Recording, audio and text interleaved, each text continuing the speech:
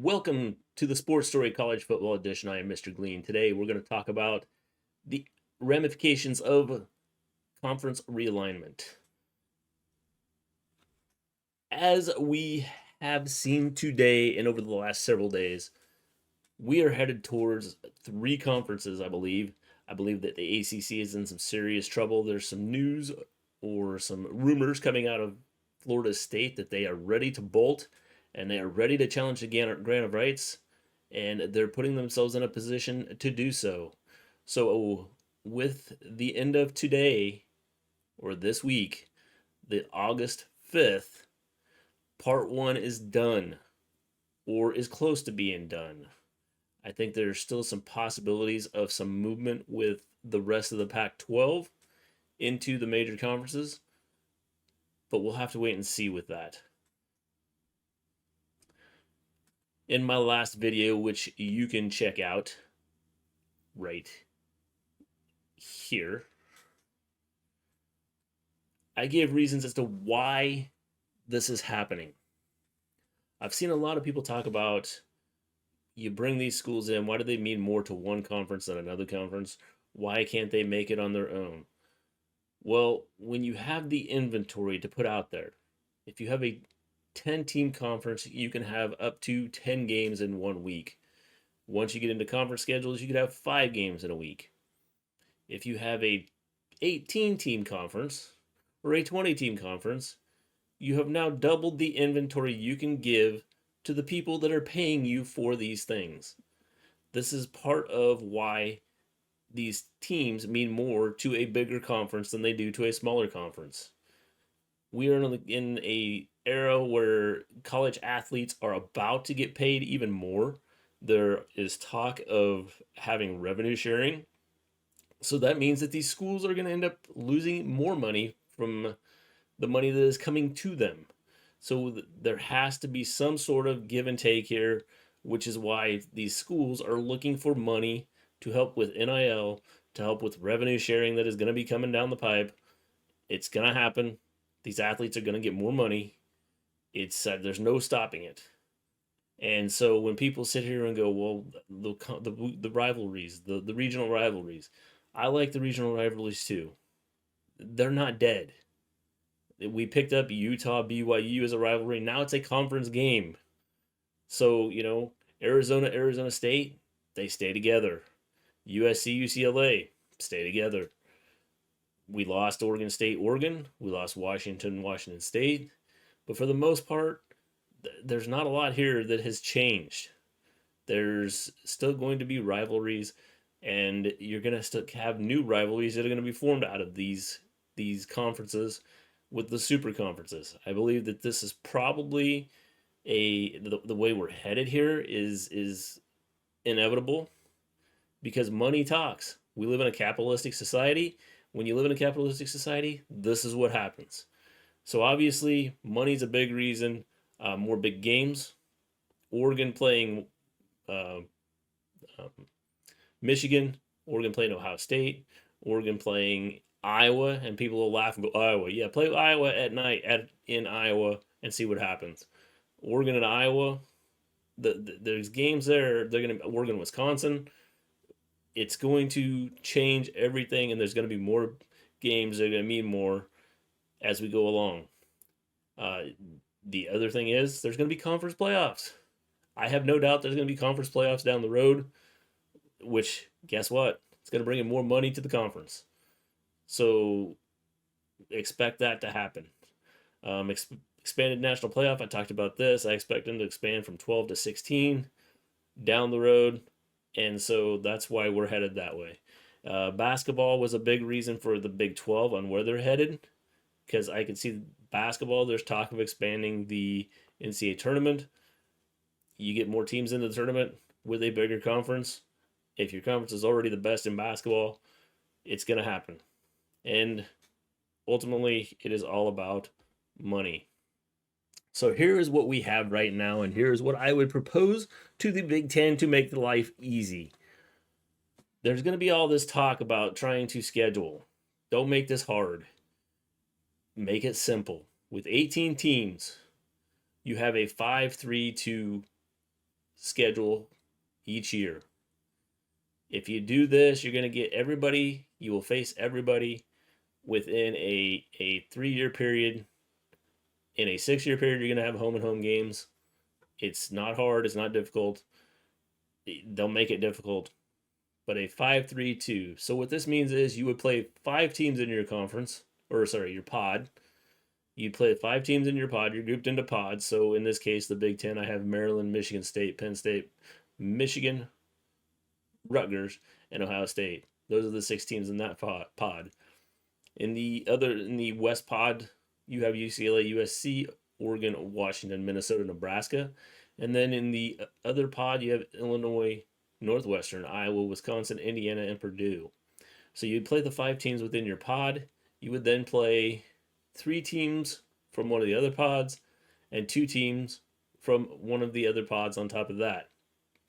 This gives you a 10-game schedule. Now, if you wanted to go to 11, you could do 5-3-3, which if it was me, I would go to a 3-game schedule, or excuse me, an 11-game schedule within the conference, and it makes it so much easier down the road. Then you're guaranteed to have every team every 2 years, and every 4 years you would have home and home.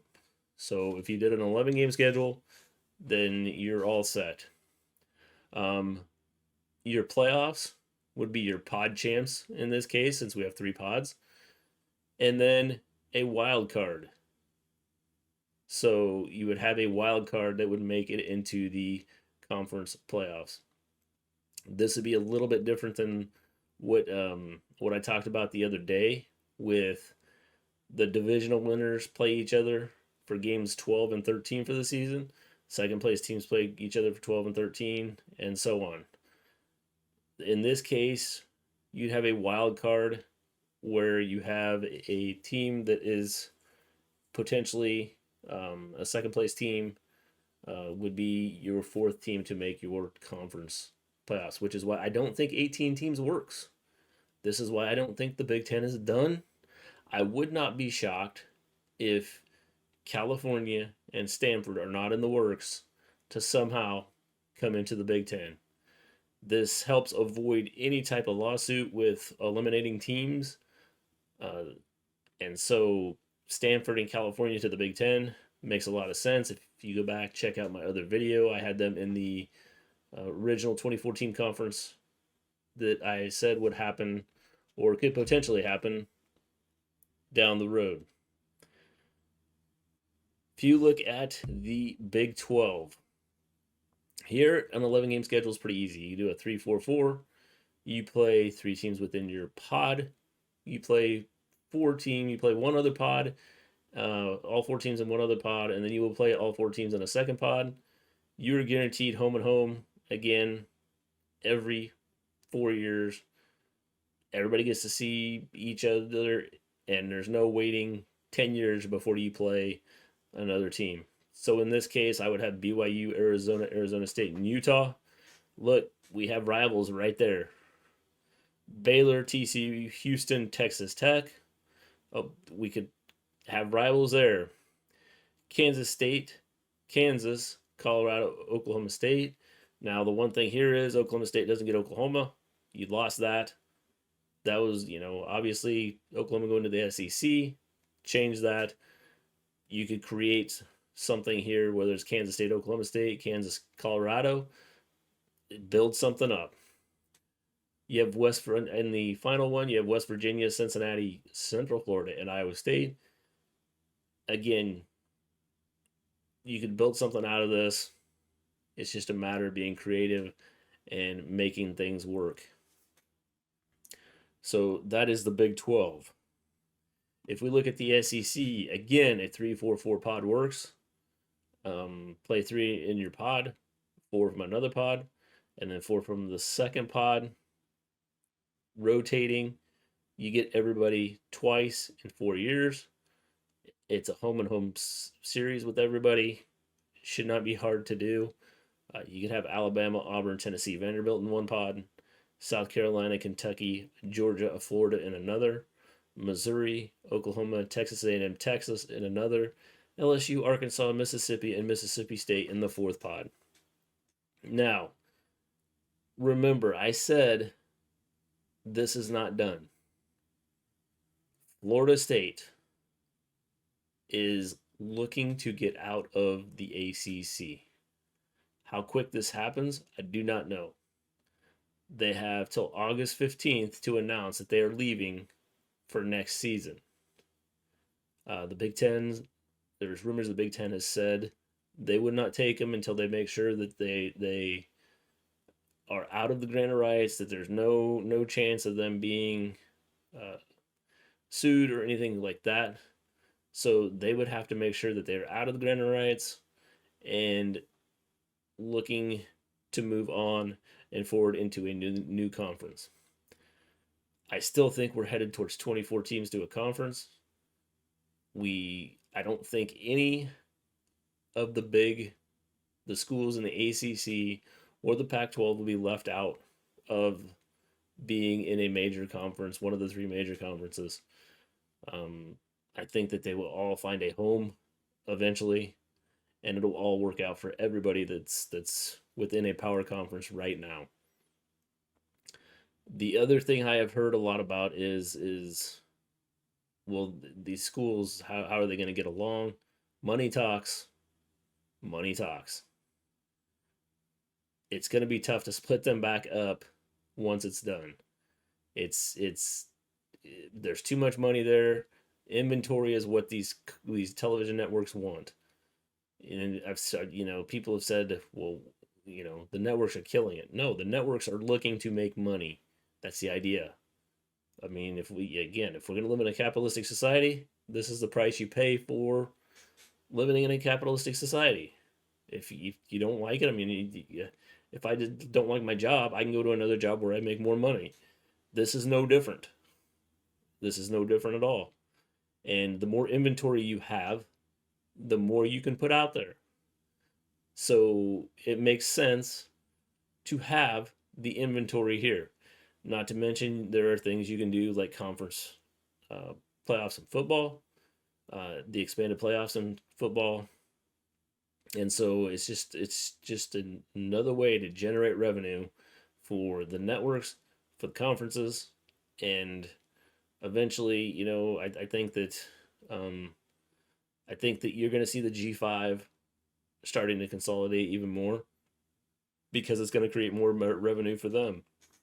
Because it's inevitable that the more inventory you have, the more money you're going to make.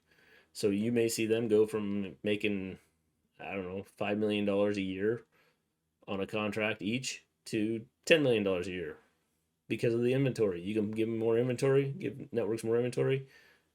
It's going to happen. It's inevitable. It's something that is being done. I don't see things changing with any of this.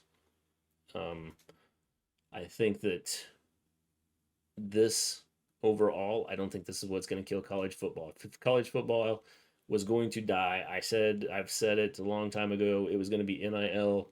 It was going to be paying athletes. That's what will kill college football. That's what will kill college sports.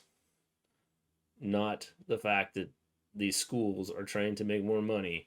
And as I've said, they are also going to be looking at revenue sharing, which is going to cost them more money.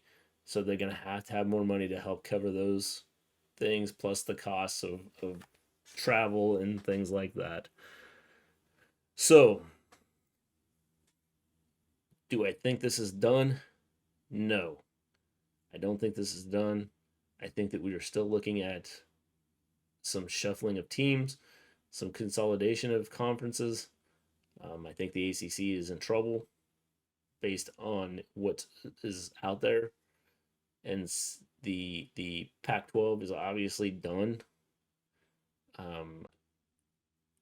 Where they go from here with those four teams, I think that they end up in one of the big three conferences that are going to be remaining. It's just, we'll have to wait and see. So until next time, I've started working on who I think are going to win the conferences this year in football. So I'll be posting a video about that soon. until next time, everybody stay safe and talk to you later.